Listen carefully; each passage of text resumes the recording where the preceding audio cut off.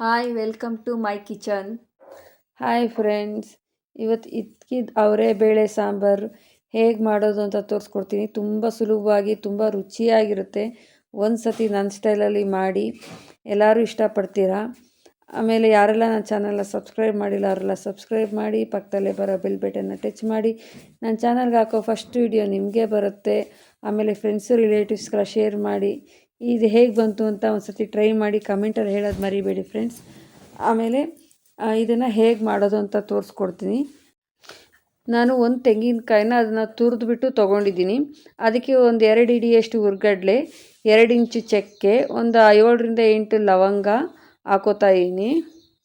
ಆಮೇಲೆ ಟೊಮೊಟೊ ಒಂದು 7 ಹಾಕೋತಾ ಇದ್ದೀನಿ. 2 ಈರುಳ್ಳಿ, ಒಂದು 7ರಿಂದ 8 ಟೊಮೊಟೊ, ಒಂದು ಸ್ವಲ್ಪ ಕೊತ್ತಂಬರಿ, ಒಂದು ಸ್ವಲ್ಪ ಪುದೀನ. ಜಾಸ್ತಿ ಇದ್ದರೆ ಇನ್ನೊಂದು ಸ್ವಲ್ಪ ಜಾಸ್ತಿ ಹಾಕ್ಕೊಳ್ಳಿ. ನನ್ನ ಹತ್ರ ಸ್ವಲ್ಪ ಇತ್ತು, ಅದನ್ನೇ ಹಾಕ್ಕೊತಾ ಇದ್ದೀನಿ.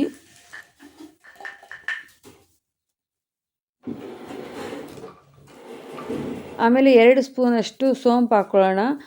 ಸೋಂಪು ಹಾಕೋದ್ರಿಂದ ಟೇಸ್ಟು ಬರುತ್ತೆ. ಆಮೇಲೆ ಇದೇನಾರು ಅಜೀರ್ಣ ಆದರೆ, ಗ್ಯಾಸ್ಟ್ರಿಕ್ ಸಮಸ್ಯೆ ಇದ್ದರೆ ಅದಕ್ಕೆ ತುಂಬ ಒಳ್ಳೆಯದು.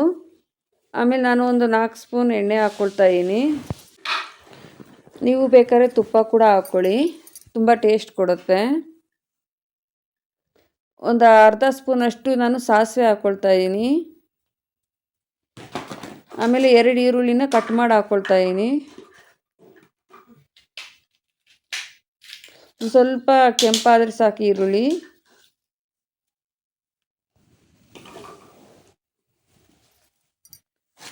ಆಮೇಲೆ ನಾವು ಏನು ಮಸಾಲೆ ರುಬ್ಬಿದ್ವಲ್ಲ ಅದನ್ನೆಲ್ಲ ಹಾಕ್ಕೊಳ್ತಾ ಇದ್ದೀನಿ.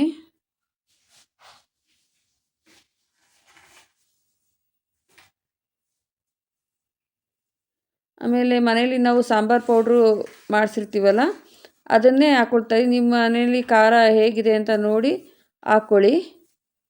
ನಾನು ಒಂದು 3 ಸ್ಪೂನ್ ಹಾಕ್ಕೊತಾ ಇದ್ದೀನಿ. ನಾನು ಬರೀ ಧನಿಯಾ ಪೌಡರು, ಕಾಳು ಇದೆಲ್ಲ ಹಾಕಿ ಮಿಲ್ ಮಾಡಿಸಿದ್ದೆ, ಅದಕ್ಕೆ ಖಾರ ಪೌಡ್ರ್ ಮಿಕ್ಸ್ ಮಾಡಿರಲಿಲ್ಲ. ಈಗ ನಾನು ಅದಕ್ಕೊಂದು ಸ್ಪೂನಷ್ಟು, 1 ಸ್ಪೂನಷ್ಟು ನಾನು ಖಾರ ಪೌಡರು, ರುಚಿಗೆ ತಕ್ಕಷ್ಟು ಉಪ್ಪು ಹಾಕ್ಕೊಳ್ತಾ ಇದ್ದೀನಿ. ಕೆಲವ್ರ ಮನೇಲಿ ಧನಿಯಾ ಪೌಡರು, ಖಾರ ಪೌಡರ್ ಎಲ್ಲ ಮಿಕ್ಸ್ ಮಾಡಿ ಮಿಲ್ ಮಾಡಿಸ್ತಾರೆ, ಕೆಲವರು ಸಪ್ರೇಟಾಗಿ ಮಿಲ್ ಮಾಡಿಸ್ತಾರೆ. ಸೊ ನಾನು ಯಾವಾಗಲೂ ಸಪ್ರೇಟಾಗಿ ಮಿಲ್ ಮಾಡಿಸೋದು. ಇದನ್ನೆಲ್ಲ ಹಾಕ್ಕೊಂಡು ಚೆನ್ನಾಗಿ ತಿರುಗಿಸ್ಕೊಂಡು ನೀರು ನೋಡಿ ಎಷ್ಟು ಬೇಕೋ ಅದಕ್ಕೆ ನೀರು ಹಾಕ್ಕೊಳ್ಳಿ. ತುಂಬ ಗಟ್ಟಿ ಮಾಡ್ಕೋಬೇಡಿ.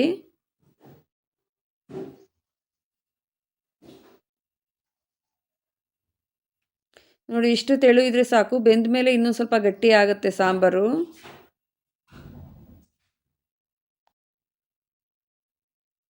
ಇದು ಮಸಾಲೆ ಎಲ್ಲ ಒಂದು ಸತಿ ಕುದಿಸ್ಕೊಂಡು ಬಿಡೋಣ ಅಂತ ಕುದಿಸ್ಕೊತಾ ಇದ್ದೀನಿ. ನಾನು ಇದನ್ನು 3 ವಿಷಿಲ್ ಮಾಡ್ಕೊಳ್ತೀನಿ. ಮಸಾಲೆ ಎಲ್ಲ ಏಕೆಂದರೆ ಅವರೇ ಬೇಳೆ ಏನಿದೆ ಜಲ್ದಿ ಬೆಂದು ಬಿಡುತ್ತೆ, ಮಸಾಲೆ ಬೇಯೋದಿಲ್ಲ. ಅದರಿಂದ ಫಸ್ಟ್ ಮಸಾಲೆನೆಲ್ಲ ಒಗ್ಗರಣೆ ಕೊಟ್ಟು ಬೇಯಿಸ್ಕೊಂಡು 3 ವಿಷಿಲ್ ಮಾಡಿಕೊಂಡು ಆಮೇಲೆ ಅವರೇ ಬೇಳೆ ಹಾಕ್ಕೊಳ್ತೀನಿ ನಾನು. ಸೊ ಮಸಾಲೆ ಎಲ್ಲ ಚೆನ್ನಾಗಿ ಬೆಂದಿದೆ. ತಪ್ಪಲೆಯಲ್ಲಿ ಮಾಡೋದಾದ್ರೆ ಡೈರೆಕ್ಟ್ ನೀವು ಬೇಳೆ ಹಾಕ್ಕೊಳ್ಳಿ. ಬೇಳೆ ಎಲ್ಲ ಒಗ್ಗರಣೆ ಕೊಟ್ಕೊಂಡು ಆಮೇಲೆ ಮಸಾಲೆ ಸಾಂಬಾರು ಇದು ಖಾರ ಪೌಡರ್ ಎಲ್ಲ ಹಾಕಿ ಮಾಡ್ಕೋಬೋದು. ನಾನು 1 ಸ್ಪೂನಷ್ಟು ಗರಂ ಮಸಾಲ, ಒಂದು ಅರ್ಧ ಸ್ಪೂನಷ್ಟು, 1/4 ಸ್ಪೂನಷ್ಟು ಚಕ್ಕೆ, ಲವಂಗ, ಯಾಲಕ್ಕಿ, ಆಮೇಲೆ ಜಾಯಿಕಾಯಿ ಇವೆಲ್ಲ ಪೌಡ್ರ್ ಮಾಡ್ಕೊಂಡಿರೋಂಥ ಪೌಡರು. ಅದು ಆಪ್ಷನಲ್ಲು, ಇದ್ರೆ ಹಾಕ್ಕೊಳ್ಳಿ, ಇಲ್ಲಾಂದರೆ ಗರಂ ಮಸಾಲಾನೇ ಸಾಕು. ನಾನು 1/4 kgಯಷ್ಟು ಅವರೆಕಾಳನ್ನ ಇತ್ಕಿ ಅದ್ರ ಬೇಳೆನ ಹಾಕ್ಕೊಳ್ತಾ ಇದ್ದೀನಿ. ಚೆನ್ನಾಗಿ ತೊಳೆದ್ಬಿಟ್ಟು ಹಾಕ್ಕೊಳ್ತಾ ಇದ್ದೀನಿ. ಜಸ್ಟ್ ಒಂದು 5 ನಿಮಿಷ ಕುದಿಸಿದ್ರೆ ಸಾಕು, ಸಾಂಬಾರು ರೆಡಿ ಆಗುತ್ತೆ. ಚೆನ್ನಾಗಿ ಆಗಾಗ ತಿರ್ಸ್ಕೊಳ್ಳೋಣ, ತಳ ಹಿಡಿದ್ಬಿಡುತ್ತೆ. ಕುಕ್ಕರ್ ಏನೋ ಮುಚ್ಚೋದು ಬೇಡ. ಜಸ್ಟ್ ಒಂದು 5 ನಿಮಿಷ ಒಂದು ಪ್ಲೇಟ್ನ ಮುಚ್ಚಿಬಿಟ್ಟು ಕುದಿಸ್ಕೊಂಡ್ರೆ ಸಾಕು. ರುಚಿಕರವಾದ ಇದ್ಕಿದ್ದ ಅವರೇ ಬೇಳೆ ಸಾಂಬಾರು ರೆಡಿಯಾಗಿದೆ. ಮುದ್ದೆ, ಅನ್ನ, ಚಪಾತಿ, ದೋಸೆ, ಇಡ್ಲಿ ಎಲ್ಲದ್ರ ಜೊತೆಗೆ ತುಂಬ ಚೆನ್ನಾಗಿರುತ್ತೆ. ಮೇಲೆ ಸ್ವಲ್ಪ ಕೊತ್ತಂಬರಿ ಸೊಪ್ಪನ್ನ ಹಾಕ್ಕೊಳ್ಳೋಣ, ತುಂಬ ಚೆನ್ನಾಗಿರುತ್ತೆ. ಹಾಕ್ಕೊಂಡು ಇದನ್ನು ಆಗಾಗ ತಿರುಗಿಸ್ಕೊಳ್ಳೋಣ. ಸೊ ಬೇಳೆ ಎಲ್ಲ ಬೆಂದಿದೆ. ಸೊ ಸಾರು ಗಟ್ಟಿ ಕೂಡ ಆಗಿದೆ ನೋಡಿ. ಸೊ ಇದನ್ನು ನಾನು ಮುದ್ದೆ ಜೊತೆ ಸರ್ವ್ ಮಾಡ್ತಾಯಿದ್ದೀನಿ. ಸೊ ನೀವು ಇದನ್ನೇ ರೊಟ್ಟಿ, ಚಪಾತಿ, ದೋಸೆ, ಇಡ್ಲಿ ಎಲ್ಲದ್ರ ಜೊತೆಗೂ ತಿನ್ಬೋದು. ತುಂಬ ಚೆನ್ನಾಗಿರುತ್ತೆ. ಅಕ್ಕಿ ಶಾವಿಗೆ ಮತ್ತು ರಾಗಿ ಹಸಿಟ್ಟಲ್ಲಿ ಮಾಡೋ ಶಾವಿಗೆ ತುಂಬ ಚೆನ್ನಾಗಿರುತ್ತೆ. ಒಂದು ಸತಿ ಟ್ರೈ ಮಾಡಿ ಹೇಗೆ ಬಂತು ಅಂತ ಹೇಳೋದನ್ನ ಮರಿಬೇಡಿ ಫ್ರೆಂಡ್ಸ್. ಹೀಗೆ ಈಸಿ ರೆಸಿಪೀಸ್ಗೆ ನನ್ನ ಚಾನಲ್ನ ಸಬ್ಸ್ಕ್ರೈಬ್ ಮಾಡಿ ಈಸಿಯಾಗಿ ರುಚಿಕರವಾದ ರೆಸಿಪೀಸ ಮಾಡಿ.